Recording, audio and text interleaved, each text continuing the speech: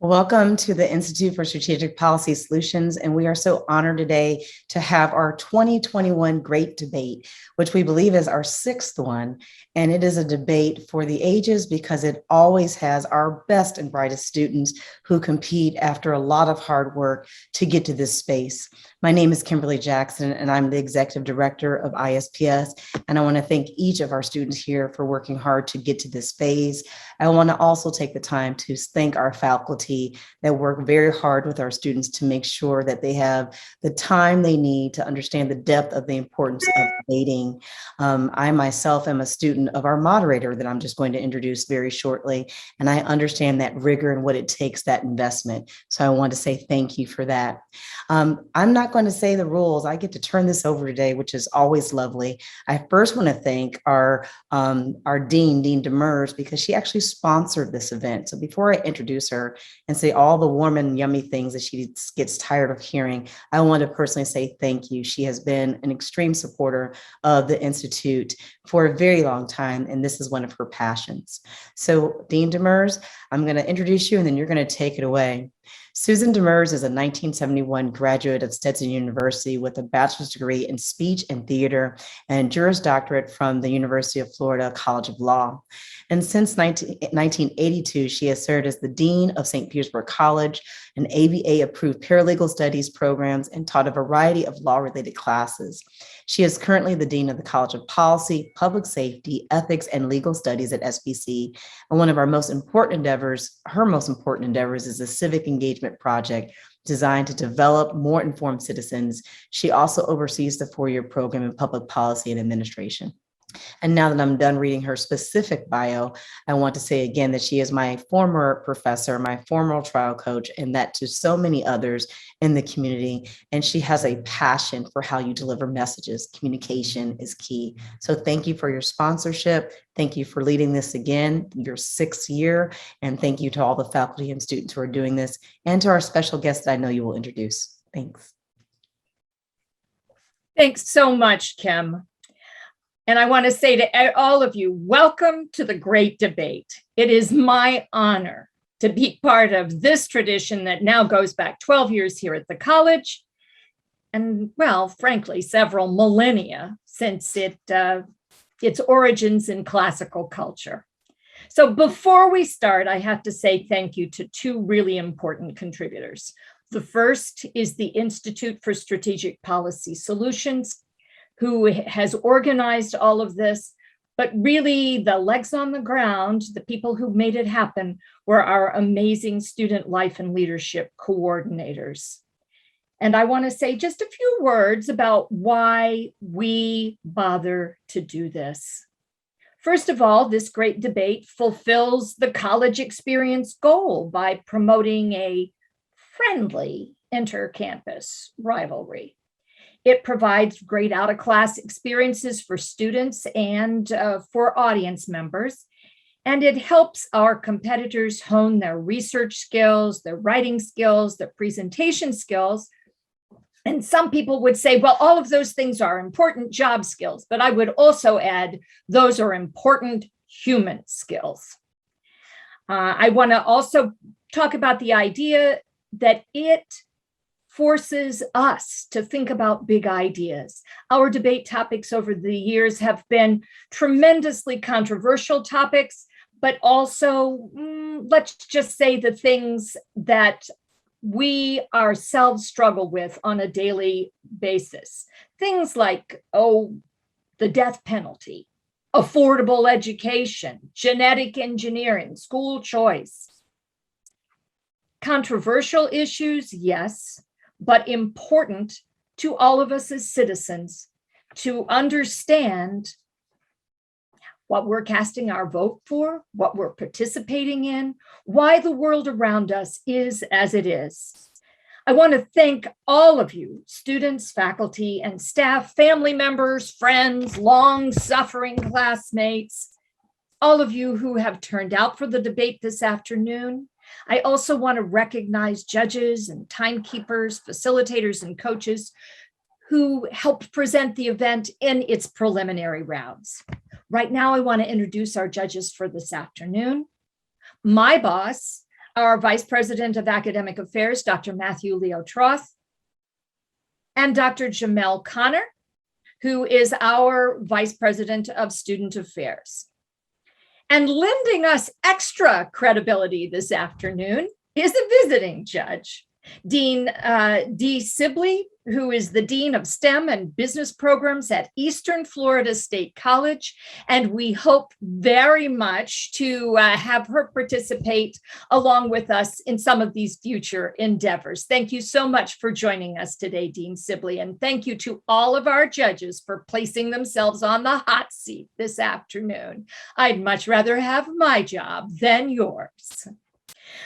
I want to recognize our timekeeper, which is Professor Katie Snell, who's one of the heavy lifters in all of organizing this competition.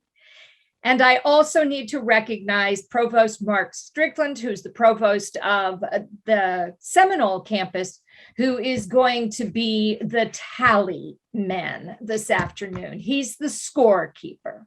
With a background as our athletic director, he is used to dealing with, well, I'll just say medium numbers, not necessarily high numbers. But our scoring this afternoon actually is fairly high. And I'm going to explain the rubric that people are going to be judged upon in just a minute. I just have to say again that all of our debaters here this afternoon are here as a result of winning preliminary rounds. And so there were additional competitors, additional judges, additional coaches, additional timekeepers for all those preliminary rounds. Now, let me go over the rules. All of the debaters were assigned the same topic. Now, today's topic is different than the topic that they debated in their preliminary round. Today's topic is this. Resolved, the President of the United States should have the ability to circumvent Congress to implement a federal vaccine mandate. Students were randomly assigned to a debate opponent. They were randomly assigned speaking order, and I emphasize they were randomly assigned position. Doesn't mean that anybody is necessarily advocating a position in which they believe. Let's just say these are assigned positions because this is an academic exercise. Each debater has 2 minutes to make the case for their assigned position. And then they each have a 1-minute rebuttal and then a second rebuttal. So that means that each student ends up with a total of 4 minutes. These are 8-minute rounds, essentially. Judges will rate the debaters using a scoring system of 1 to 100, poor to excellent, evaluating on these metrics: clarity, consistency, comprehension of the relevant factors, completeness and analysis, avoiding irrelevant factors, and finally, presentation. Now, Mr. Bell, our tech support, will show the actual rules of the competition, which is a limitation in terms of notes. And students, they can use one 4x6 note card. Points get deducted if a student appears to be reading from a script. So no reading off your computer. Judges will use the score sheets provided.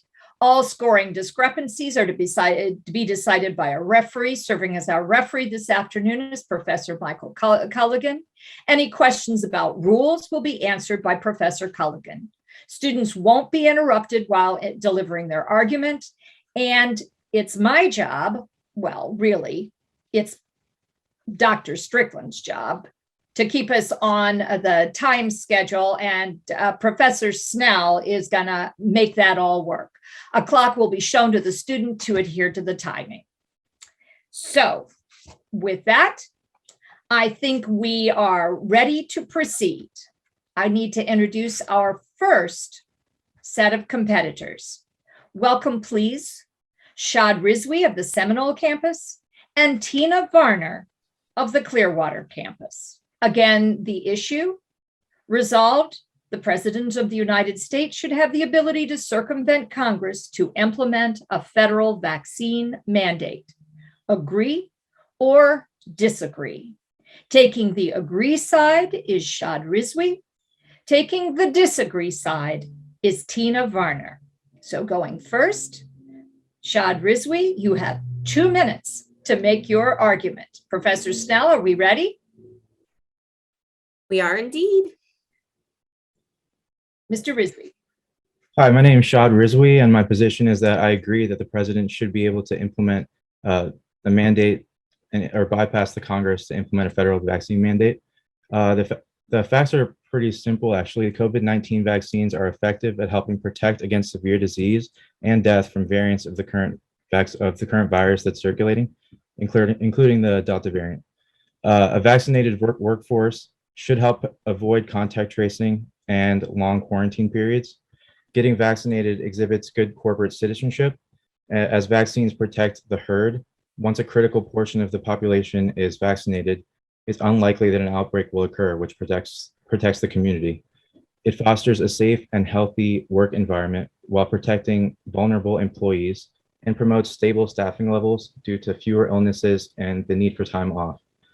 A COVID vaccine requirement can reduce employee anxiety about being in the workplace. Because fear and anxiety inhibit critical thinking, memory, judgment, and decision-making, and therefore a vaccinated workforce would significantly improve productivity and efficiency. And I think overall, the amount of contradicting information is making people distrustful towards all of it. One person would say something, and then another person would say something else, and there's a conspiracy here, there's a manipulation there. And the result of all these contradictory claims and misinformation is that the big picture gets lost and people can't see the forest amongst the trees. The fact is that people are confused, afraid, and dying at a higher rate in this country than in other countries. But interestingly, the politicians who are against the mandate and who say it goes against our freedom have taken the vaccine themselves. A mandate would get our freedom back as opposed to taking it away.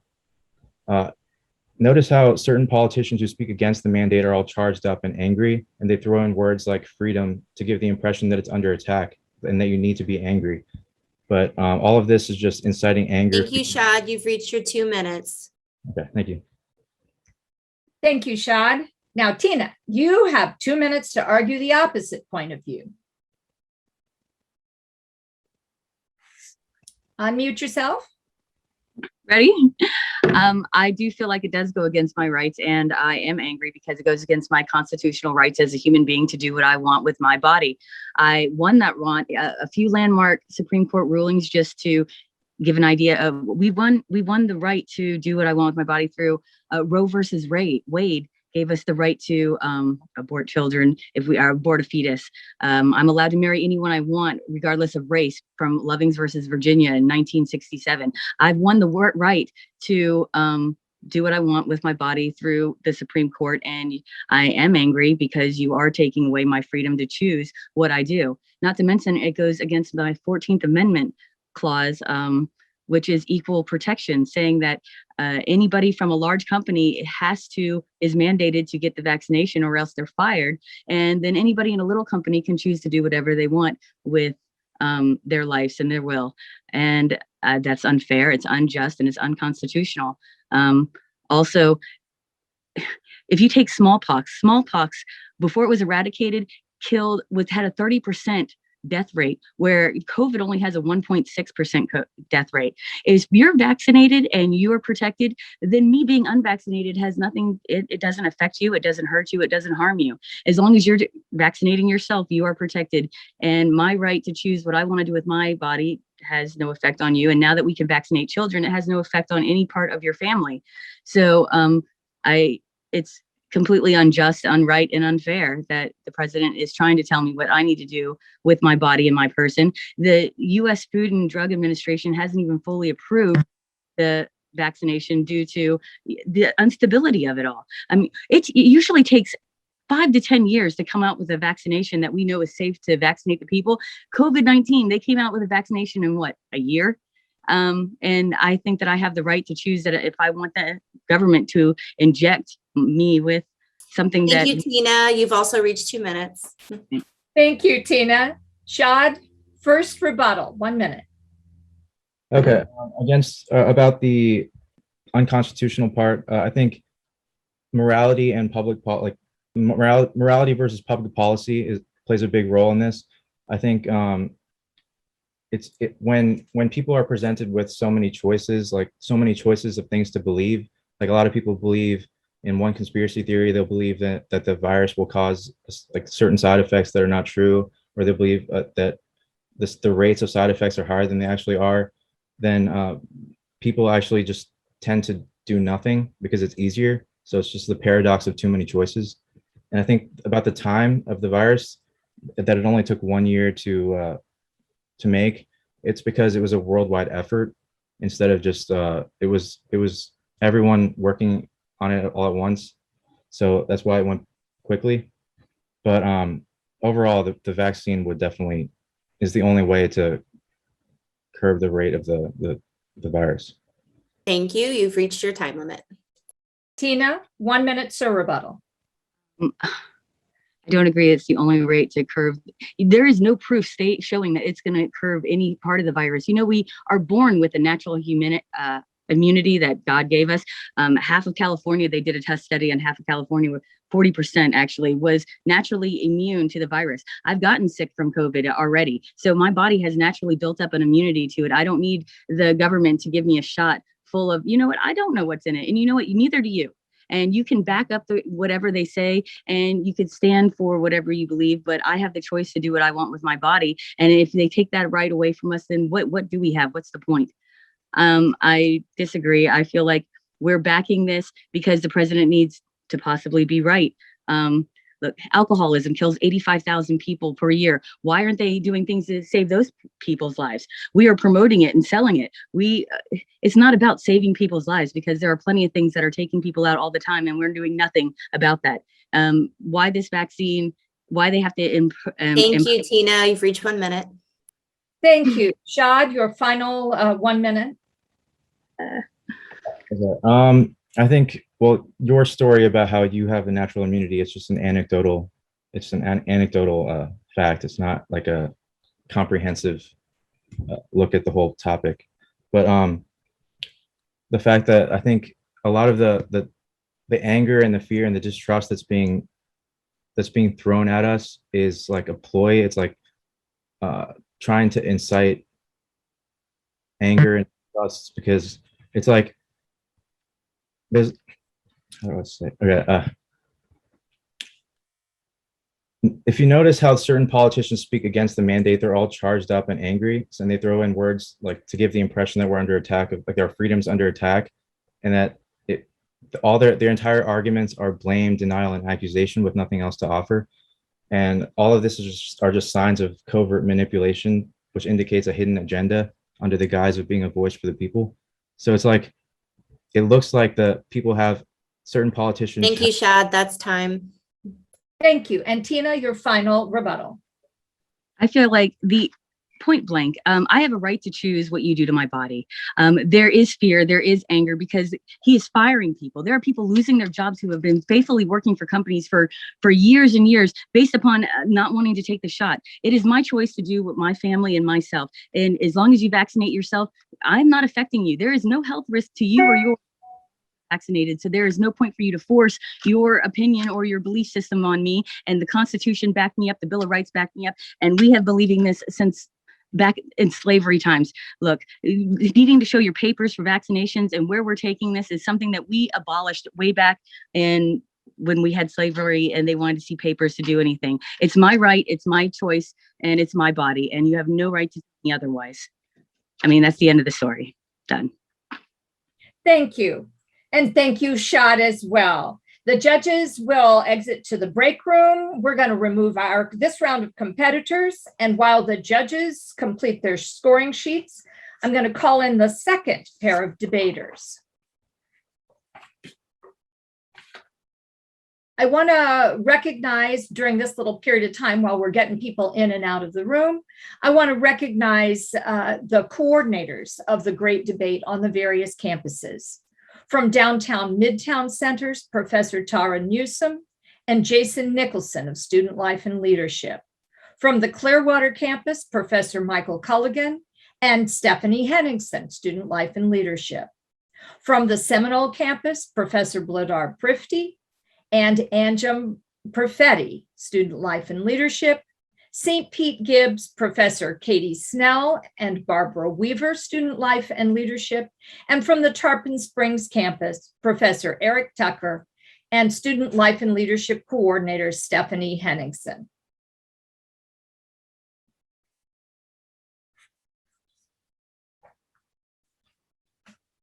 So, Timekeeper Snell, have we got our judges back with us? Give us just a beat more, few All right. seconds more. All right, so I see both Reed and Lexi are in the room. Lexi, am I correct? You're from downtown Midtown? Yes, ma'am, that is correct. All right, and Reed, you're from Gibbs, is that correct? Correct. All right, although I regularly see you on the Clearwater campus, so. I know Dean is. All right. Soon as we get our judges back, we're going to move forward. First round went really fast.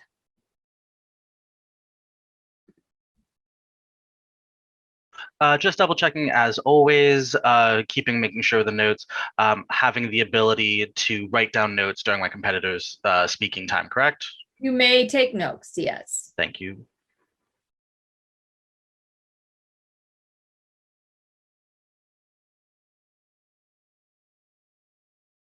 And so may you, Ms. Dunn.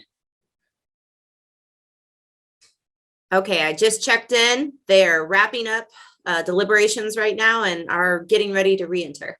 All righty, that's great.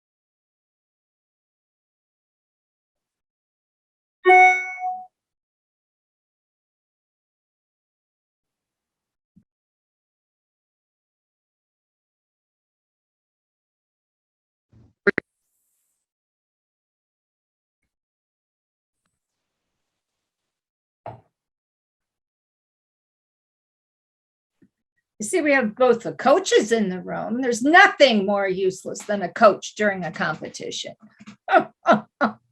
What a frustrating position. All righty, do we have our judges back, Katie? Yes, it looks like they've all re-entered. All right, that's great.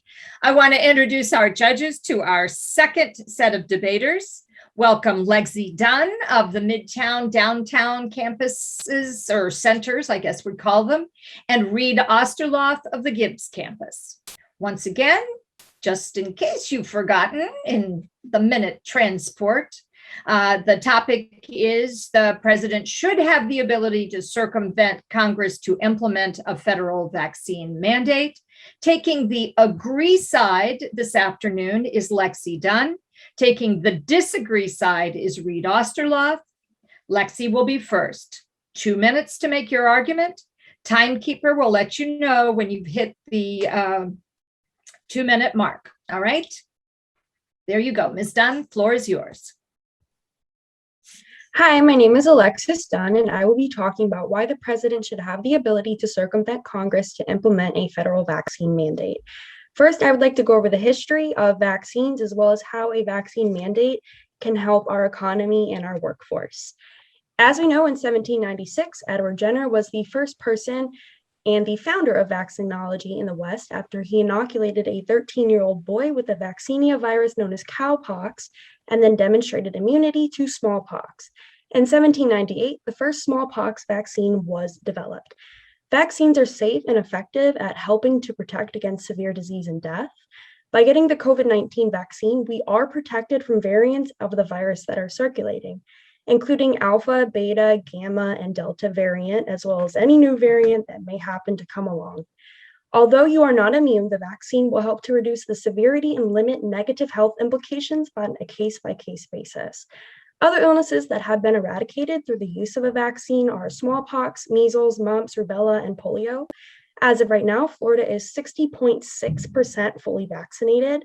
A vaccinated workforce can help to avoid exposure in longer quarantine periods, provides a safer work environment for the vulnerable population. And as we know, the COVID-19 pandemic has been extremely hard on the economy. This pandemic has taken the US national debt to levels that we have not seen since the 1940s. So far, there have been 763,000 deaths just from COVID alone. Since vaccine requirements have started, the exposure rate has gone down to 2% versus the beginning of the pandemic when the exposure rate was 80% and higher. Because of this, simply, the president should have the ability to circumvent Congress to implement a federal vaccine mandate. Thank you. Thank you. Reed, you now have 2 minutes on the opposite point of view. Fantastic. Since the founding of our nation, we have always insisted on limiting the powers of each branch of government. Checks and balances are inherent to the foundation of our government, designed to prevent abuse, and to suggest the opposite is to propose elevating the power of a president to a king. Simply put, even suggesting that we would engage in this action is tantamount to asking the American people to have a tyrant in power. This is something that the judicial branch of our government has routinely held as unconstitutional, from Lincoln attempting to expand powers in the Civil War, FDR attempting to expand presidential authority during the New Deal, and even as Congress itself attempted to give President Clinton more power. The Supreme Court has held in all of these cases that it is unconstitutional. The president's powers are written into Article 2 of the Constitution and are not to be expanded. Beyond just that, to imply that any single person should have the ability to order any other person to make any kind of medical decisions is the act of destroying inherent bodily autonomy. We as individuals have the right to privacy, including medical privacy, as developed in Roe v. Wade. To best illustrate on this, to paraphrase a quote by Benjamin Franklin, those who sacrifice essential liberty for temporary security deserve neither. We should never give away our rights to the government, even under the most extreme circumstances. That is how we lead into abuses of power and dictatorship. Furthermore, the office of the president changes and has broad powers within the executive agencies, such as the Department of Health and Human Services. This creates the ability to change what exactly a vaccine is defined as. I'm sure we all remember the previous administration implying that we should inject bleach into our bodies. If they're able to mandate a bleach vaccine, would you rather go to federal prison or inject bleach into yourself? I don't think that that's a choice any of us want or should have to make. Thank you very much. Lexi, 1 minute for rebuttal. Although some may not see the need for a vaccine mandate, we do know that every single power that the branch has is constantly expanding through the use of implied powers. There is no way that our constitutional framers could have ever seen something like this as the COVID-19 pandemic. It is extremely new to us, and it is ever changing the way that we as a society operate. COVID vaccines are available for free. FDA authorized COVID-19 vaccines are distributed for free by states and local communities. The average cost for a vaccine is obviously $0, while the average cost for a funeral is $6,500 in the state of Florida. The pandemic has been extremely hard on small businesses, and we know that there are around 5+ million mom and pop stores with around 12.6 million workers. It is important to preserve the national security of having. Thank you, Lexi. That is time. Thank you. Reed, 1 minute, sir, rebuttal. Thank you. First of all, addressing the implied powers. The implied powers of the presidency and indeed the Constitution have always been just that, implied powers, and have routinely through the judicial branch been limited as we are trying to prevent our government from becoming overwhelming and tyrannical. In fact, most of those powers ended up then being relegated to the states, as all powers not given to the federal government are explicitly given to the states. So kind of the implied powers is not something that we should ever really consider. Also, on the idea of pandemics couldn't have been seen by the framers of our Constitution, I find that idea a bit ludicrous, as pandemics have been a concept throughout almost all of human history. The Black Plague is one of the most extensive plagues written throughout history, something that we still talk about now. Plagues, pandemics are something that have destroyed massive parts of the world and killed millions of people for centuries. It's something any government knows about. It just is. Thank you. Lexi, you have 1 minute for summation. Thank you. So as we know that the plague was very deadly across the people that it affected, however, we do know that through the use of vaccines, we will be able to limit the implications of how this affects the American people.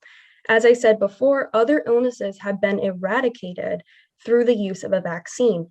Many public schools will have a requirement on vaccines upon application approvals into the certain school. And if you are going to be on campus, there are other vaccines that you have to get, as well as if you are teaching at that campus or if you are a student. I think it is important for people to come to have an open conversation about why vaccines are important. And it is important to make sure that we read upon the history and the facts that are FDA approved for this vaccine. Thank you. Thank you, Alexis. And Reed, your final 1 minute. Thank you. I do definitely agree that vaccines can be a very important thing. And there are many times in history that we have really, they've been able to help people. However, ultimately, medical autonomy is one of the biggest parts. In every single instance that my opponent just mentioned about schools and about teaching positions, we have offered the ability to have religious freedoms, to have exceptions. So people that do not wish to get this have options. There are religious schools that do not require these certain vaccines, private schools, charter schools that do not require the same vaccinations that public schools do. There are positions that do not require them. A vaccine mandate is an overwhelming reach of the federal government's power to push something onto people that frankly have not asked for it. We do not elect a king. We elect a president to expose our will. If the people don't wish to take the vaccine, we should not have any government that can force them to do so. Thank you. Thank you both. So while the judges complete their scoring sheets, we're going to take these two competitors out of this virtual room. Thank you both. And we will bring in our next pair of debaters. All right, I see that there is action going on. So let me just point out in the interim that this is the 8th year, I think, since the Great Debate was reactivated by the Institute. And over the years, students have debated really divisive issues such as suppression of free speech, guns on campus, the Florida Stand Your Ground law, legalization of medical marijuana, eliminating term limits. And last year, we talked about vaccination versus herd immunity. In 2014, taking on the topic of illegal immigration in the finals, Martha Ryan from the Downtown Midtown Center had the honor of being named winner of the final competition. In 2015, the topic was same-sex marriage, and Ileana Yanis took home the title from St. Pete Gibbs. In 2018, Khalid Allah of the Seminole campus won first place with his argument on free college tuition. And last year, our just immediate past competitor, Reed Osterloff, in 2020 won. So let's continue on our little quest to see who this year's winning competitor will be. So Professor Snell, have we got our judges back yet? They're not, but I will go give some gentle urging. One All moment. righty, it's a team effort here. In the meantime, can I just reconfirm? I do get a little bit of pre-anxiety. So the initial statements, how long time do we have for that? It's 2 minutes. Mhm. 2 minutes to your opponent, 1 minute, 1 minute to your opponent, and a 1 minute final summation and a 1 minute final summation from your opponent. Does that make sense to you, Alexis? So the final one, we're just kind of doing a summary of all of it, like the, You're free to use your time at whatever way you want to. If you Okay. want to just do an immediate rebuttal, or you can use it as a summation. All right? all right, thank you. Yes, indeed.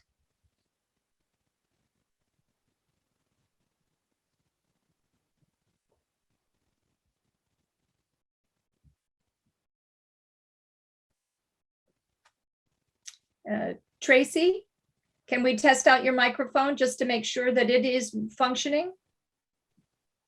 Yes, ma'am. All right, that's great. Oh. All right, perfect.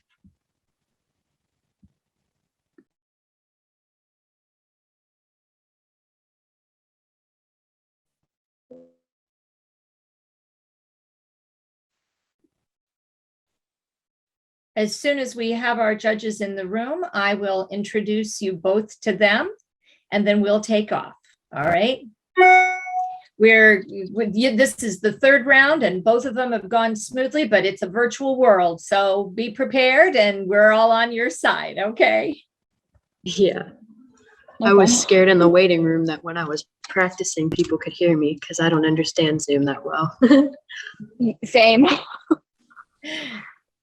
Okay, they are getting ready to filter in as we speak. Super. Thank you, Professor Snell. Do we have students with us right now? Yes, we do. Okay, thank you. As soon as Professor Snell tells me that all three judges are in the room, I'll introduce them to these competitors, and we'll start the round. I see judges. We are returned. Yay, that's great. So I want to introduce our judges to our next set of debaters.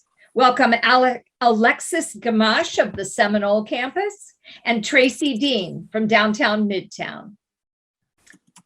Taking the issue, President should have the ability to circumvent Congress to implement a federal vaccine mandate. And on the agree side is Alexis Gamache. Taking the disagree side is Tracy Dean. Going first is Alexis. And Alexis, you have 2 minutes to make your initial argument. Hello, my name is Alexis Gamache, and I will be taking the stance that the president should have the ability to circumvent Congress in order to implement a federal vaccine mandate. First and foremost, I would like to state that vaccines have taken a kind of funky turn lately in society.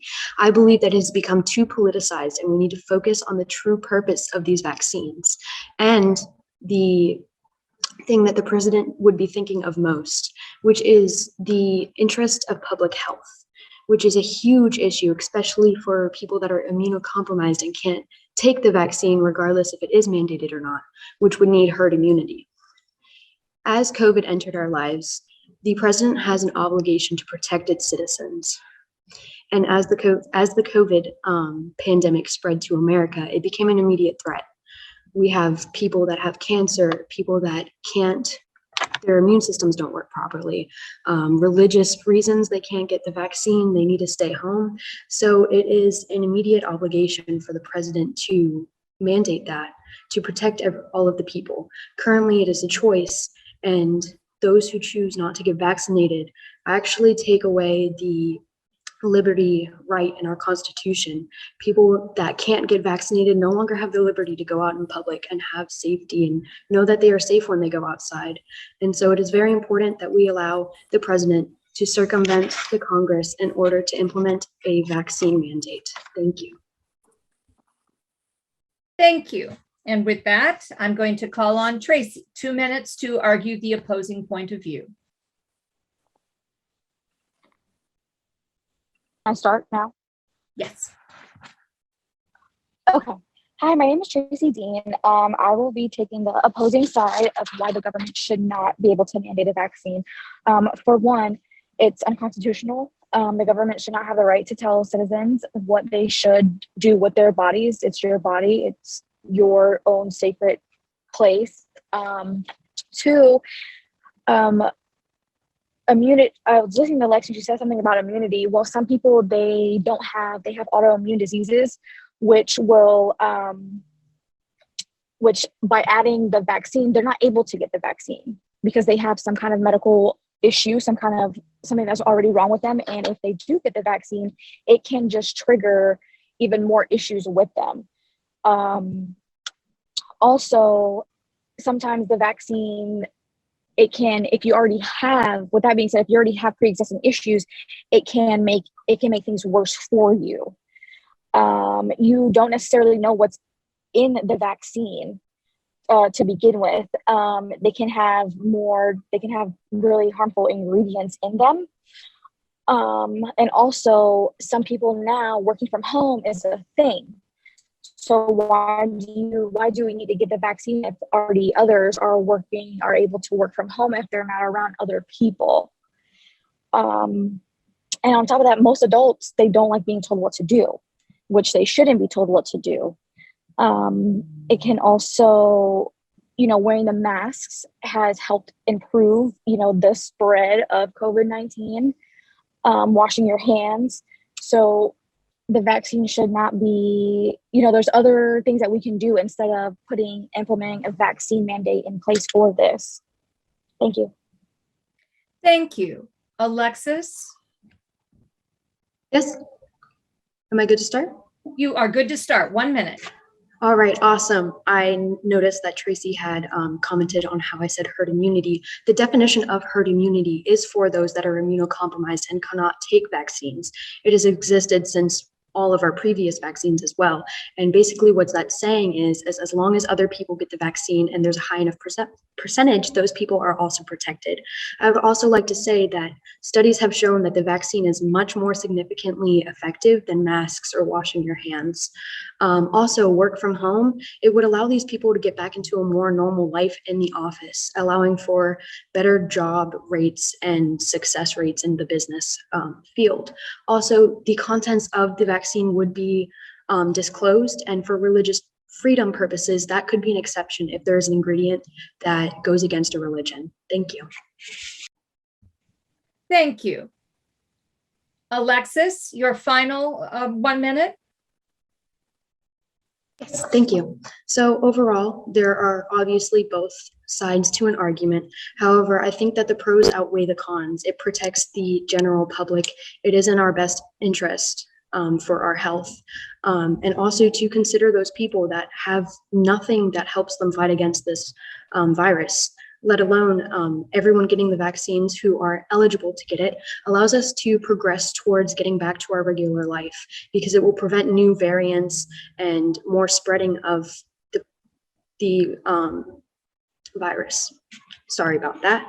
But as I said, it really just helps our community and shows a good sense of what citizenship is, and that we need to protect our community. And so that is why the president should have the ability to circumvent the Congress for the better of the people. Thank you. Thank you. And Tracy, you get the final 1 minute here. Okay, I understand all of that, but also a percentage has shown people that did get vaccinated, they still got COVID-19. After the mask mandate was lifted and everyone that was vaccinated, they didn't have to wear their mask. A lot of people still ended up getting COVID-19.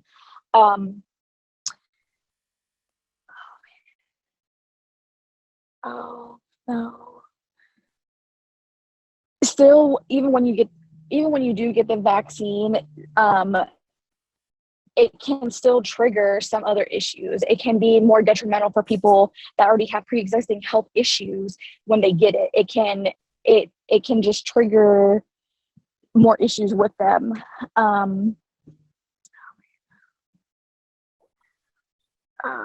That's all I have. Thank you. Thank you both. No. Really appreciate it. All righty. Thank you, Alexis and Sarah. And we're going to kick our judges out again. Thank you. Complete those score sheets, and let's call in the fourth pair of debaters.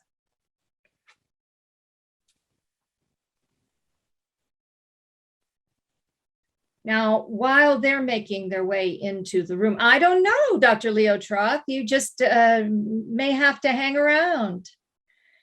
The invite is out. You can go now. All right, excellent. Thank you, Professor Snell.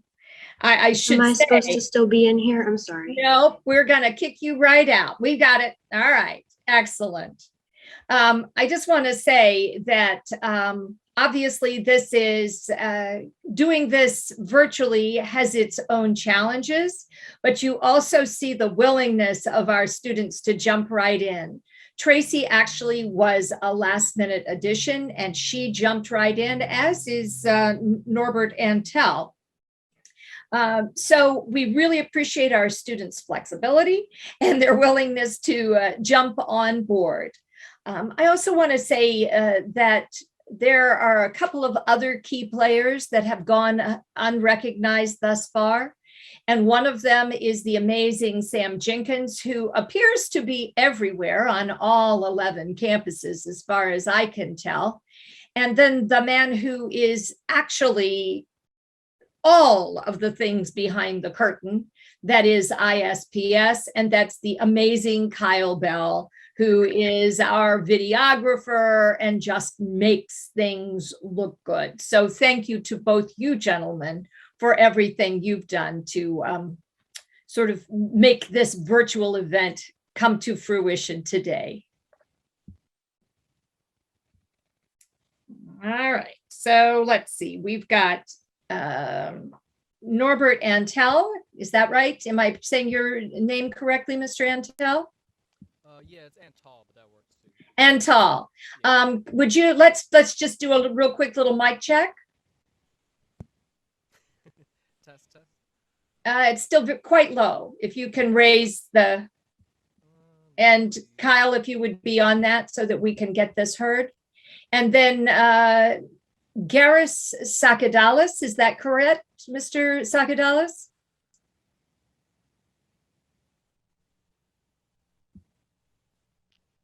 Unmute, Mr. There we go.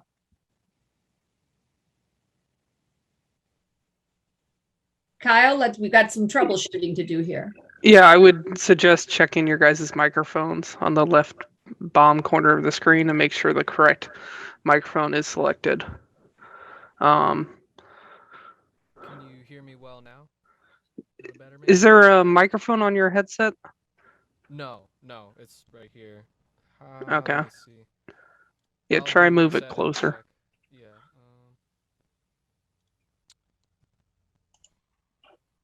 Whenever we figure out our audio issues, Hello? judges have returned. Hello? Thank you, Professor Snell. Okay, how about now? Yes, very good. Okay. Mr. Sakadalis, did we get your sound check? Can you hear me? Yes, and pronounce your last name for me. Sakadalis? Sakadalis, all right. There we go. And your first name is Garris, is that right? Yep. All righty, terrific. Well, having just met them myself, I'm now going to introduce Garris Sakadalis of the Tarpon Springs campus and Norbert Antel of the Gibbs campus.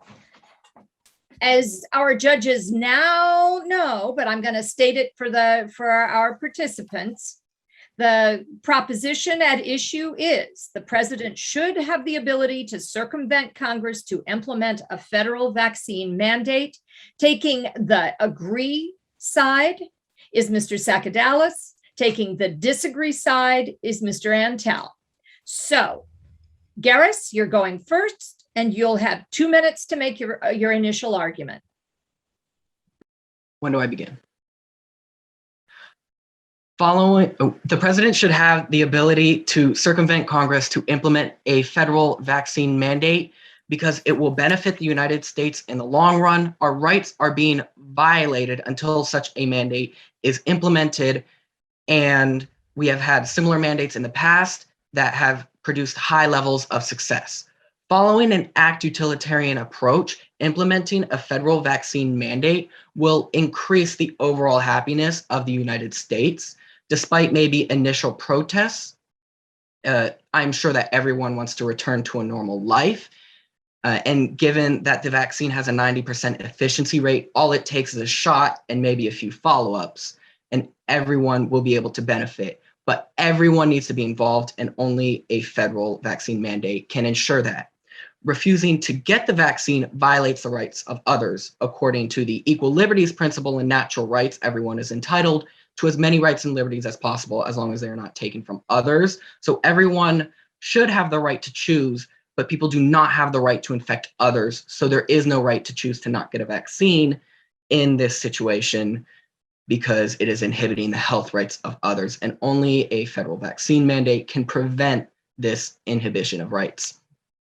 Mandating vaccines has also been implemented in the past. With the 1905 smallpox epidemic, the Supreme Court ruled that the government can enforce law in furtherance of public health, and once done, federal vaccine mandates were implemented, and the epidemic was eradicated.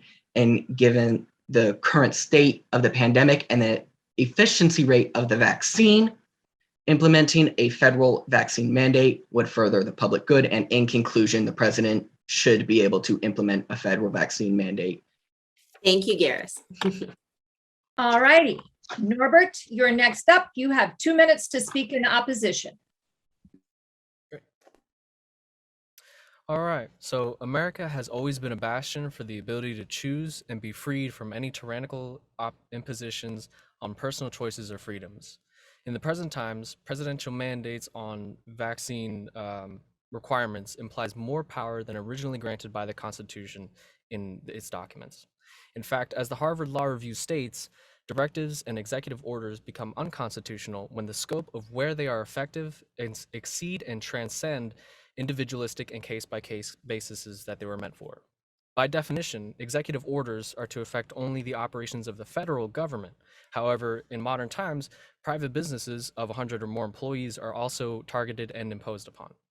In this way, the presidency has easily established a platform from which future presidents and government agencies may find ways to abuse their power depending on how they are to interpret these laws and regulations that the president is putting forth. According to the directives themselves, the president claims to draw his power from the OSHA, the Occupational Safety and Health Administration Act of 1970, but a federal statute cannot be interpreted to warrant an unconstitutional directive. In general, there is no language in the Constitution that allows for sweeping health regulations from the federal level. In fact, many reference the Jacobson versus Massachusetts case of 1905 with the smallpox. However, this scenario was once again not an example where at the federal level, the government intervened and implemented vaccine standards. In fact, it is a clear example of why states and not the federal government should be in charge of the implementation, rollout, and mandates of vaccines within their jurisdictions. Overall, I believe the most important ideal is that the powers not explicitly written in the Constitution belong to the states and to the people. And I believe that this is the glue that holds the union together. And that's why the states should be in charge of the vaccine mandates and rollout, and not the federal level, not the presidency. Thank you. Garris, you have 1 minute for first rebuttal.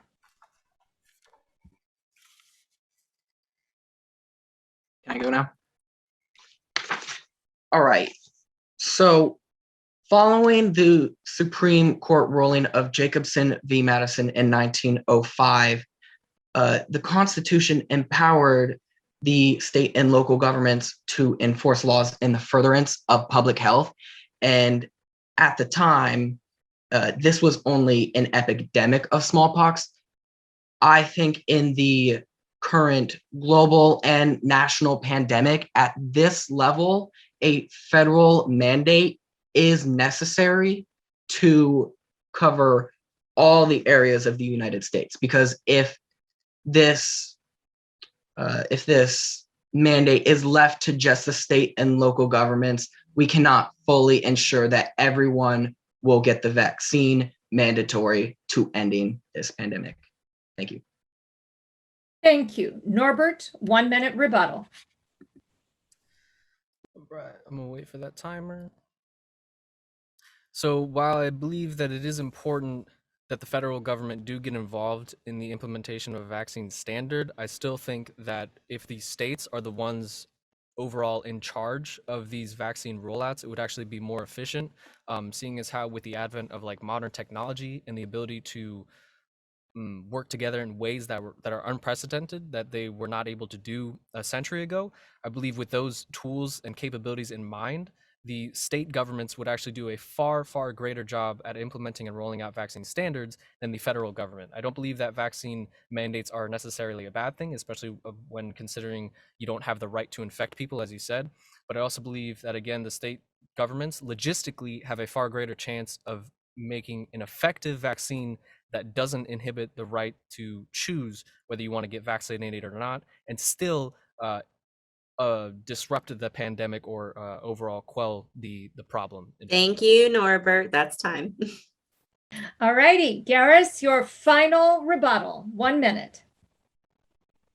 I would like to address this right to choose that you discussed. The right to choose in this situation is not present because the right to health is inhibited when people choose not to get the vaccine.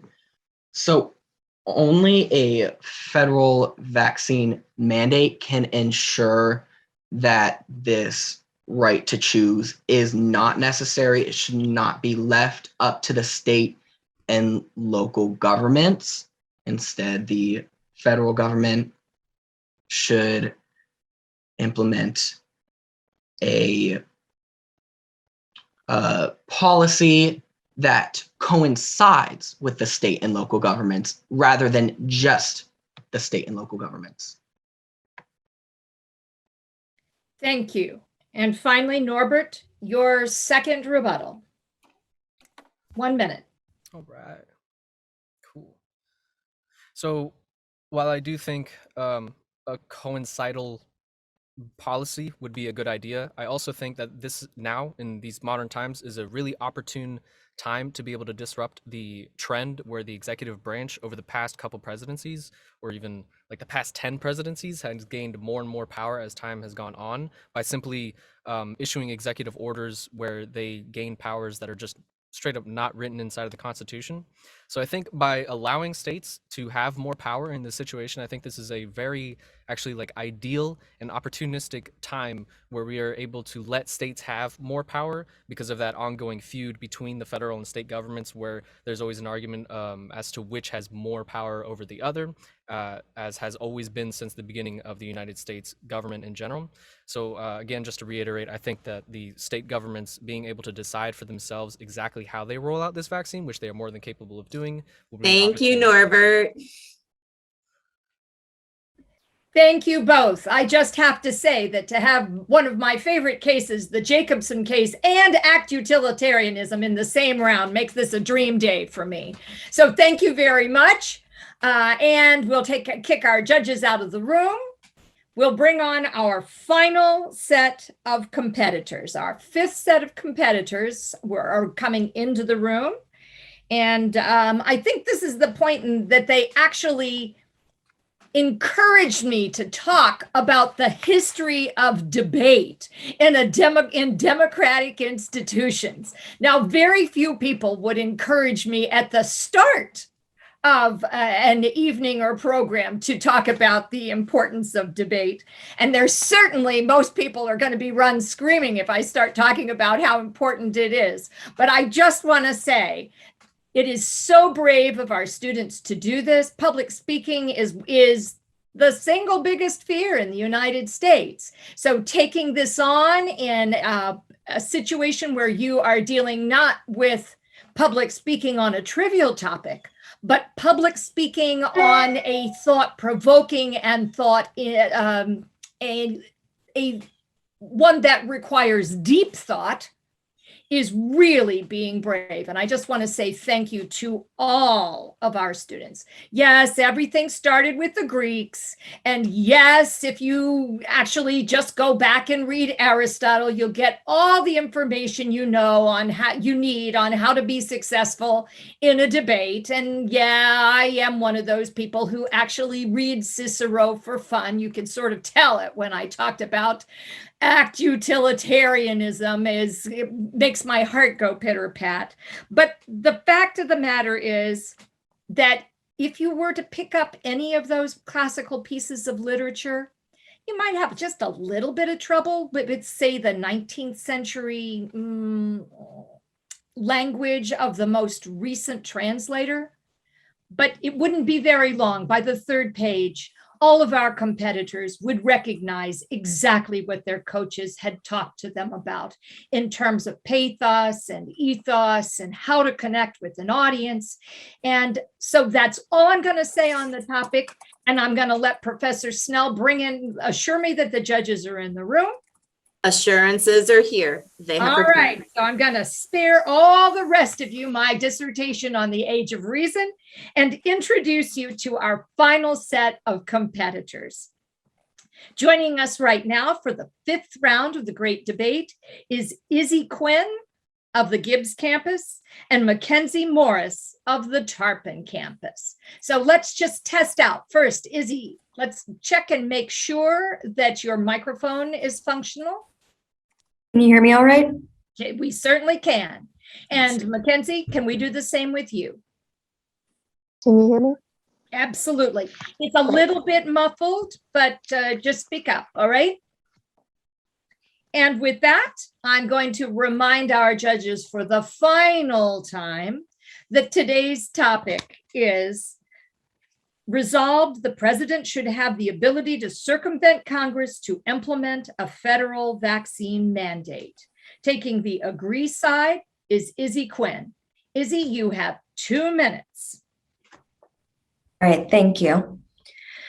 Our country is in a state of turmoil. Almost 2 years since the first case was reported back in December of 2019, the CDC has reported 253,870,057 confirmed cases, with the numbers rising each day. Over 5 million people have died, and 700,000 of those people were Americans. But now, after months of work, scientists have finally developed 3 different vaccines, each with their own booster shot. Yet even after all their work, after all those who have already died, there's those who still refuse to get vaccinated. Johns Hopkins reports that 8 in 10 Americans don't want a COVID vaccine, and only about 63% of America overall has started wearing masks again. Whether these people are worried about being injected with strange chemicals or simply don't wish to give up any bodily autonomy whatsoever, this refusal to do something for the good of the public is not only dangerous and unethical, but un-American. Just take a look all the way back to the late 1700s. According to Oxford University, presidential vaccine mandates are nothing new. While a smallpox vaccine was not yet available in his time, President George Washington ordered all his troops to be inoculated, which was the best medical technology they had. While a controversial decision, of course, Washington's policy allowed his army to survive and conquer the British, whose slaves who did the brunt force of their military were practically obliterated by the disease. No president wants to force his people to do something, as it tends to be viewed as an unconstitutional way to lead. But in a time where it seems as if the public is rejecting modern medicine altogether, we may not have a choice. Thank you. Thank you. Mackenzie, you have 2 minutes for the opposing point of view. Hi, I'd like to start by thanking everyone here today. I'll be taking the position of the president should not be able to circumvent Congress and implement that federal vaccine mandate. So as it stands currently, as of this week, we have roughly 60% of the American population is fully vaccinated. So in the case of a federal vaccine mandate, obviously everyone would be affected, but really that 40% that are not vaccinated would be taking the brunt of that impact, as they're the ones who have chosen not to get vaccinated up to this point. I really looked at this from more of an ethical standpoint, because there is legal precedent, as my competitor mentioned, for that federal vaccine mandate, but it really isn't ethical. First of all, we The point of Congress is to represent the public's will. We, the people, represent congressional representatives. We elect them and put them in office to really communicate our wants and our needs as citizens. So by circumventing Congress in order to make that mandate without consulting Congress, you're really you're disregarding the will of the people. Additionally, this would be a violation of our natural rights. This is one of the things our country was founded on, was John Locke's idea of life, liberty, property, and later changed to the pursuit of happiness. Specifically at risk here are liberty rights. This is our freedom of choice. This is one of the things America was founded on. It's one of the things we should strive to uphold with our government and on a citizen level. Ultimately, people have the freedom to make that choice. And I do concede that the federal government still has a responsibility here. And so they have other options. They can continue to promote masks, social distancing, and even incentivize vaccines because it still gives people that choice. This is a public health crisis, but that does not in the end supersede individual rights that we have that the government is supposed to protect. So in conclusion, the president should not be able to circumvent Congress and implement that federal vaccine mandate. Thank you. Thank you. Izzy, 1 minute, first rebuttal. I agree with my opponent in that it's a hard decision to make to ignore the will of the people, but so many people have already died that at this point, it's hard to say, but freedom may be unimportant when this decision affects others. Getting vaccinated, it doesn't just protect yourself, it protects those around you. And isn't protecting your fellow Americans the best representation of liberty that we could have? While 60% of the public are already vaccinated, the CDC states that to get true herd immunity, at least 70% has to be vaccinated. So not even everyone has to be vaccinated, but we still need to get it. Thank you. Thank you. Mackenzie, 1 minute, first rebuttal. I think those were some really good points to start. I do acknowledge that we do need to reach herd immunity, which is why originally I brought up the point of incentives, I think are a fantastic option to get around that mandate, because while incentives do give someone an ulterior motive for getting the vaccine, it still gives us another way to reach that herd immunity. In the meantime, without violating those natural rights that I mentioned, we can still continue to take other precautions like masking, social distancing, things that we've already been doing. Additionally, the federal government can look into specifically incentivizing private businesses that are already, mandating those vaccines in order for employment. I think that's a better solution than doing that federal vaccine mandate that would violate the liberty. And at the end of the day, public health does matter, obviously, but we still have to respect those individual rights. Thank you. Izzy, you have 1 final minute to sum up your thoughts. I agree that we should respect people's individual rights. It's important. It's the basis of American liberty. But the precautions that you mentioned, mask wearing, public social distancing, while important, they're more often than not ignored. Like I said, only 63% of Americans have started wearing masks since people started getting vaccinated. And that's still not enough to create that herd immunity that we're both trying to achieve. So really, the only option, if people are going to refuse a vaccine that will clearly protect the lives of morbidly everyone left, it's the only way. Thank you. Thank you.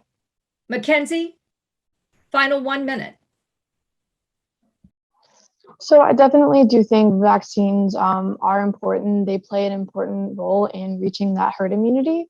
But as I mentioned before, I feel like a broken record here, but there are other ways to reach that don't require violating those rights that our country was founded on. Overall, the government's role in society is to protect those rights. The government Those are rights that we have inherently as humans that the government is supposed to protect, and they're not supposed to violate those rights. So those liberty rights, I think, ultimately stand above everything else as the foundation of our country, and those individual rights matter. And as bad as it may sound, people have the choice, even if it puts them at risk, they have the choice to put themselves at risk by not taking that vaccine. In the interest of public health, the government can continue to do other things like encouraging people to take precautions and maybe explore ways to do that better. But the vaccine mandate on a federal level is not the answer. Thank you. Thank you both. So at this time, I think our judges are going to be removed for one last final time. I think that Provost Strickland has his marching orders in terms of coming up with our finalists. And Kyle, if we could bring the remaining students back into this room so that we can all be in the room when we get the final decision. I just got in. Were you saying something? Yeah, who's in? Alexis? Okay, yes, Alexis, just hang out for a minute. I have a few questions for the whole crowd of you. I'm dying of curiosity, so I have a few moments, so I get to quiz you now.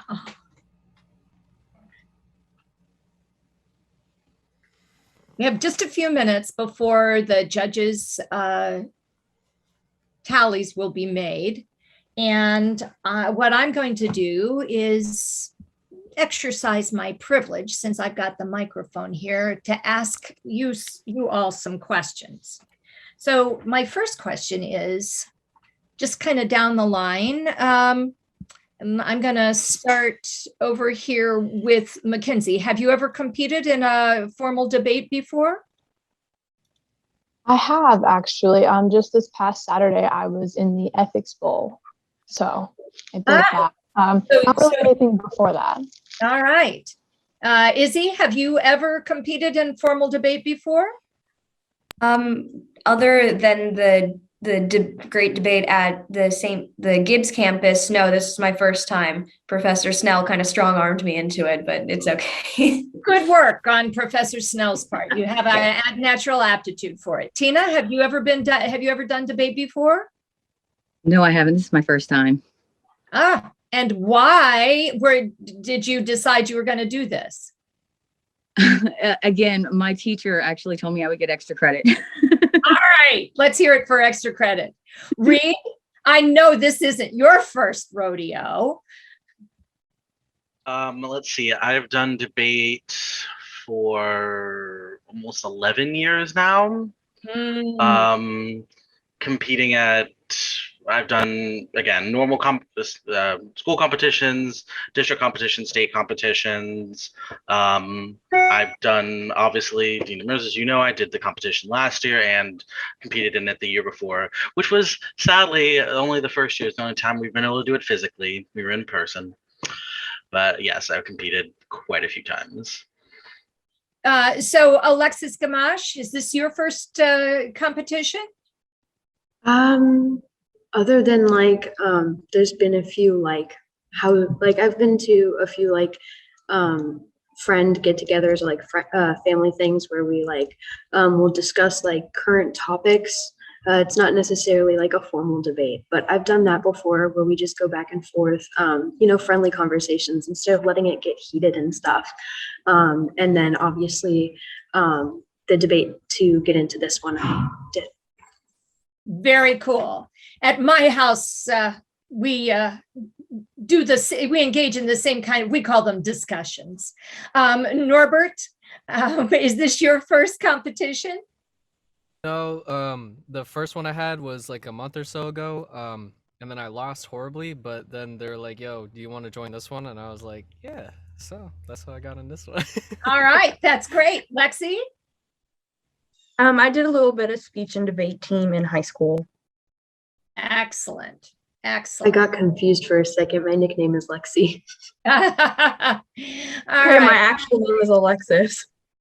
Oh, okay. So 2 Alexises. All right. Garrus, is this your first competition? Other than with the debate at the Tarpon Springs campus. Well, let me just put in a little plug here. As Mackenzie says, we do have a competitive ethics team along with a model UN. Okay, but the competitive ethics team is more like debate. So just saying. Shad, is this your first competition? Yeah, this is my first competition. All righty. So I just want to just real quickly, I'm looking for volunteers here. So was it hard? Was it difficult for you? I had actually really bad anxiety before this one because it seemed so much more formal. My hands were sweating before. But once I was actually there and talking, I got a lot more calm. I do the same thing with music because I'm a music artist. So I do venues and stuff, and I always get super nervous. But as soon as I open my mouth to sing, I always calm down. Well, those endorphins are your friends. You would be boring if you didn't have that extra little bit of chemicals to make you exciting. So Izzy? It wasn't, I didn't think it was super hard. I don't want to sound like, oh, it was so easy. I just did it. I'm glad you can only see me from the shoulders up because my legs are bouncing like crazy underneath the table this whole time. My whole upper torso, I'm keeping it super still so you can't see me just vibrating in my chair. Yeah. Oh my gosh. So Tina, was this nerve-wracking for you? Would you do it again? Well, it depends on how well I do. No, I'm just kidding. It was a great experience, and I was again very nervous. Yes, absolutely nervous. But the last to get into that debate, I noticed the same thing as the other contestants is that very, very nervous getting into it. Once I started to talk, though, I felt pretty comfortable, and I felt it was rewarding afterwards. I was proud of myself for doing it. So yes, you should be proud of yourself. I have to say that an hour and a half ago, I thought I was much more educated on this than I am now. I mean, you have proved to me that I need to go out and do more research, all of you. In a way, I'm really disappointed that you didn't have the opportunity to hear each other because it's a much fuller picture. There will be a recording of it, and I encourage all of you to look at the recording because you will see that there are lots of different approaches to making an effective argument. I'm going to put Professor Snell and Professor Newsom on the spot and ask them for their comments. They're sitting on the porch and in the peanut gallery. I'll go first. I get emotional every time we have this competition because I'm so proud of my students who compete because I see the work that they put in, and especially for my newbies, my absolute amateurs, this is incredibly intimidating for them. I learn something every single time. They shock me because they go from being so nervous and unable to formulate their thoughts in our meetings to just this absolute blowout, on the day of competition. And I just sit here in awe, and I feel like in a few months' time, you've grown. So I feel very parental during these competitions and just proud of not just my students, but all of you. You did a great job. Way to show up and way to do more than the bare minimum in your college journey. Way to grow and challenge yourself. And I want to piggyback on something that Katie just said. You have grown just by doing this afternoon, by facing those demons, by dealing with that nervousness. You have really honed yourself in a way that lots and lots of family discussions or classroom discussions would never hone your abilities. So props to all of you for doing this. Tara, what are your comments? I just was delighted to hear people's voice. And when I say voice, I mean what they were really thinking. And I just cannot express my appreciation for the students to participate today. Our job is to get you ready, but we can't actually be the ones that do the debate. And each one of you showed leadership, you showed your own thoughts and your critical thinking and your voice, and it was a delight to be here with you. That's awesome. Thank you. Thank you all. So I see our judges are back in the room, but I don't have any results. Professor Jackson, do you have results? I have them, but Sam is going to share them with you. So I think that was the protocol. He's making. Oh, okay.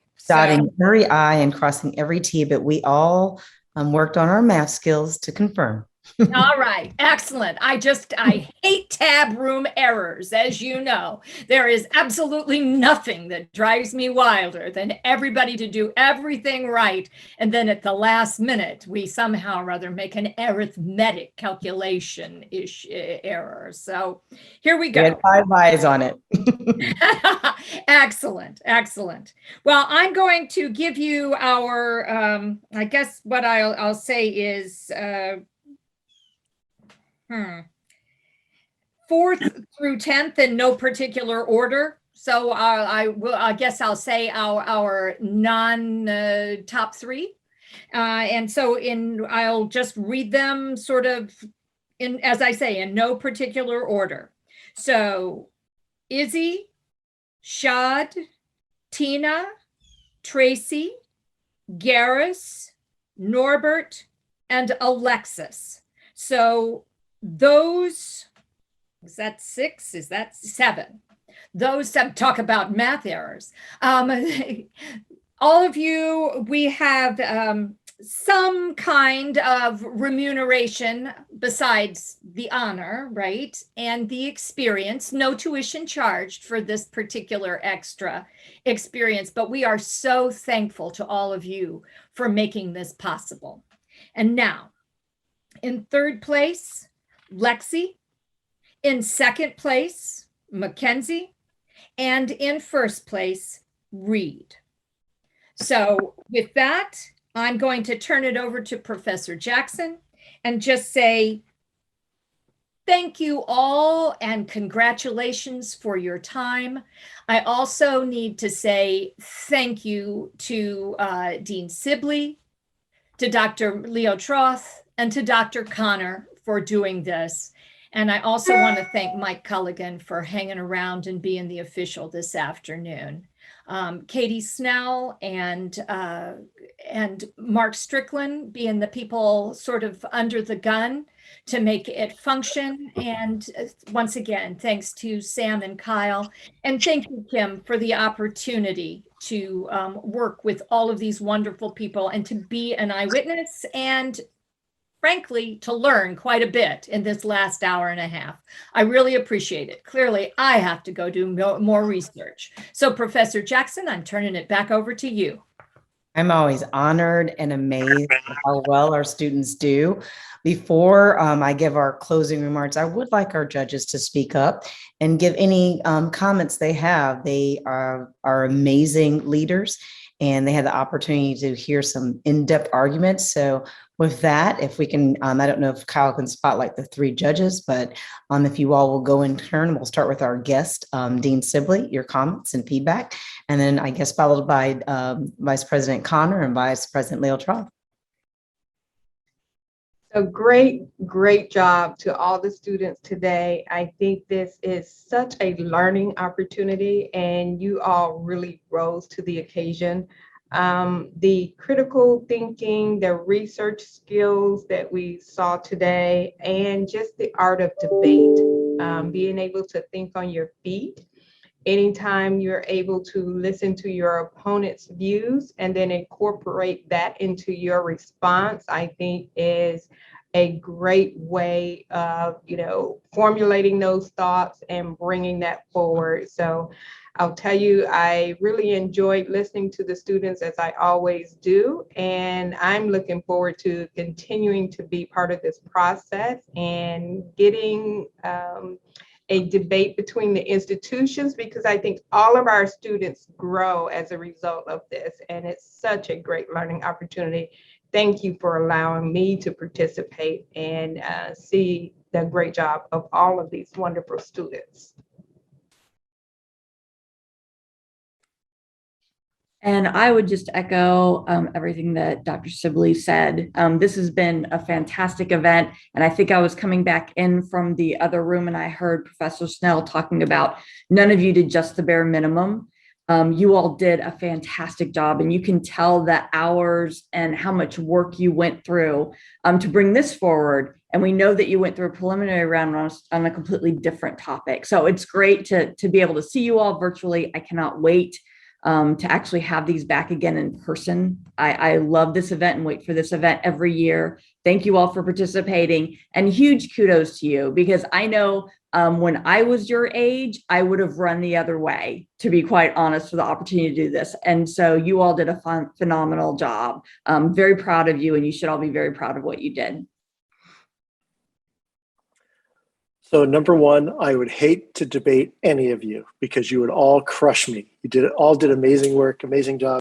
You all had great opening statements. You all thought on your feet and were able to kind of discuss and counter what the other debater was saying.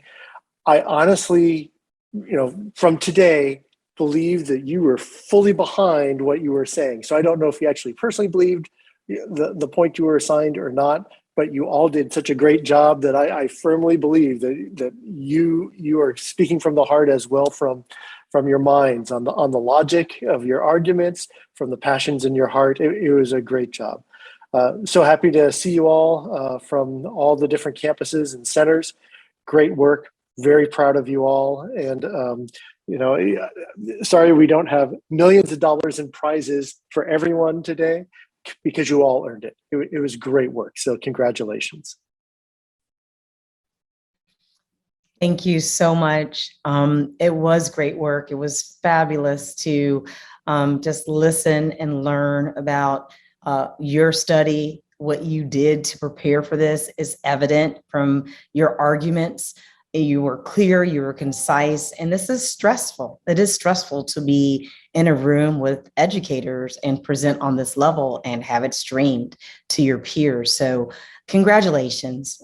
You all did an exceptional job, and we wish we had more for you. And I want to thank you for your time and your participation. And with that, Kyle, we're going to wrap it up. I think Dean Demers said thank you to all of you all, but I will echo that.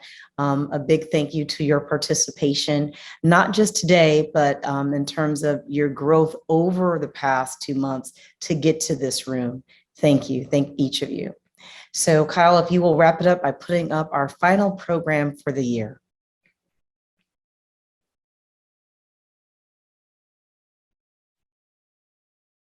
Well, we actually have 2 programs, but this is the one that's with student engagement. Our last program is, we're excited about working with a college in China. A lot's been said about China. One of our board members is firmly wedded to learning more about colleges and how students could engage. So we hope to have a very successful virtual engagement with students from SPC and students from China, along with our wonderful international program led by Frank Jerkovic. We're very excited about this opportunity. We hope that you will join us for that virtual opportunity this Thursday. And then this is not up here now, but we will have an end of year celebration where we will talk about the economic impact of the arts. It's led by Dean Hubbard. She was gracious enough to join some iconic leaders in the area to talk about how our city and county have changed over the past year because of the arts. So I want to say thank you so much for that. And then finally, I'd just like to say, if you want to learn more about the Institute for Strategic Policy Solutions, you want to learn who we are and what we do, we want your student input. We want you to like us on Facebook. We want you to come to our Instagram page. We want you to come to our website, but more importantly, we want to hear from you. What national speakers do you want to hear from? What local leaders do you want to hear from? What collaborations would you like us to engage with? And how could we better align with the Florida college system? Our website is isps.spcollege.edu, and we thank you for your time today. You are all winners, and we are so grateful for the opportunity to be here and serve with you all today.